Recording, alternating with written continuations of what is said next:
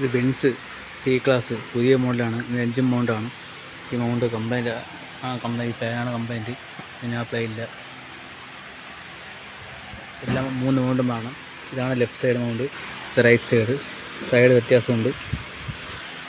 ഇവിടെ ഇങ്ങനെ ഈ സൈഡും അതുപോലെ ഇത് സൈഡ് വ്യത്യാസമുണ്ട്. ഇത് സി മൗണ്ടാണ്. നമ്മുടെ ഗിയർ ബോക്സിൻ്റെ ബാക്കിൽ വേണ്ട മൗണ്ടാണത്. ഇത് ഇളക്കേണ്ടത് മുകളിലൊരു ബോൾട്ടാണ് പറഞ്ഞാൽ ഇതാണ് ബോൾട്ട്. ഇത് 40 E40 ആണത്. താഴെ 3 ബോൾട്ട് വരും. അത് ഈ 12 ആണ് വയ്ക്കേണ്ടത്. ലെഫ്റ്റ് സൈഡ് ഇളക്കാൻ എളുപ്പമാണ്. റൈറ്റ് സൈഡ് ഇളക്കണമെങ്കിൽ സൈലൻസറും മാനുഫാക്ചർ ഇൻ്റർമീഡിയറ്റ് ഷാഫ്റ്റ് ഇളക്കിയെടുത്തതിന് ശേഷം ഇളക്കാൻ പറ്റും. അതങ്ങനെ ഇളക്കി നോക്കാം. ആദ്യം ലെഫ്റ്റ് സൈഡ് ഇളക്കിയിട്ടുണ്ട്. ഇതാണ് ലെഫ്റ്റ് സൈഡ് മൗണ്ടാണ് ഇത് വെക്കുന്നത്. ഇതാണ് ലെഫ്റ്റ് സൈഡ് പുതിയ മൗണ്ട്. ഇത് ഫിറ്റ് ചെയ്തതിന് ശേഷം അടുത്ത് മാറാൻ പറ്റും. അടുത്ത് നോക്കാം. എ മൗണ്ട് ഇളക്കിയാണ്. ആദ്യം ഇൻ്റർമീഡിയറ്റ് ഷാഫ്റ്റ് ഇളക്കണം. ഇൻ്റർമീഡിയറ്റ് ഷാഫ്റ്റ് സ്റ്റിയറിങ്ങിലാണ് ഉള്ളത്. സ്റ്റിയറിങ് ഇളക്കുന്നത് അകത്ത് സ്റ്റിയറിങ് സെൻറ്റർ ചെയ്യണം. സെൻറ്റർ ചെയ്തതിന് ശേഷം ഇത് ഇളക്കാവും. ഇത് കറങ്ങിപ്പോയാൽ സ്റ്റിയറിങ്ങിൻ്റെ അകത്തുള്ള കോയിൽ സ്പ്രിങ് പൊട്ടിപ്പോവും. അതുകൊണ്ട് ഇത് കറക്റ്റ് അവിടെ സെൻറ്റർ ചെയ്ത് വേണം, കറക്റ്റ് ലോക്ക് ചെയ്ത് വേണം ഇളക്കാൻ. ഇളക്കുന്നത് 13-ൻ്റെ ഒരു ബോൾട്ട് നെറ്റാണ് വരുന്നത്.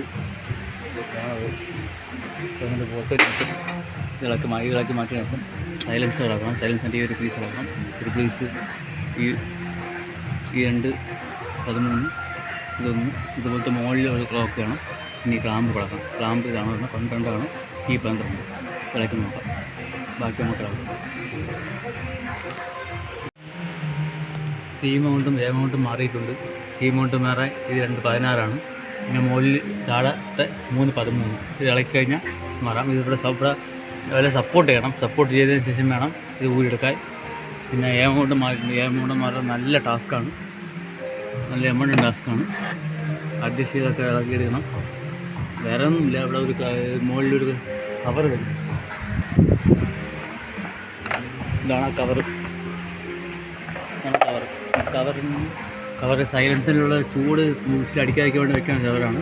അഡ്ജസ്റ്റ് ചെയ്ത് ഇളക്കിയെടുക്കണം. നല്ല ടാസ്ക്കാണ്. പിന്നെ അതിന് മുമ്പ് സൈലൻസർ ഇളക്കേണ്ട ഒരു പീസ് ഇളക്കണം. ഇളക്കിയാലേ സൈലൻസർ ഇളക്കിയെടുക്കാൻ പറ്റും. നല്ല എമൗണ്ട് ടാസ്ക്കാണ്. ടാസ്ക് കൊണ്ട് ഈ എമൗണ്ട് മാത്രമേ ഇത്ര ടാസ്ക്കായി കൊടുത്തിട്ടുള്ളൂ. ബിയും സിയും എളുപ്പത്തിൽ മാറാനുള്ളതുള്ളൂ. വലിയ സമയം വേണം. പക്ഷേ എ ഇളക്കി എടുക്കണമെങ്കിൽ നല്ല സമയമെടുക്കും. നല്ല പാടാണ്.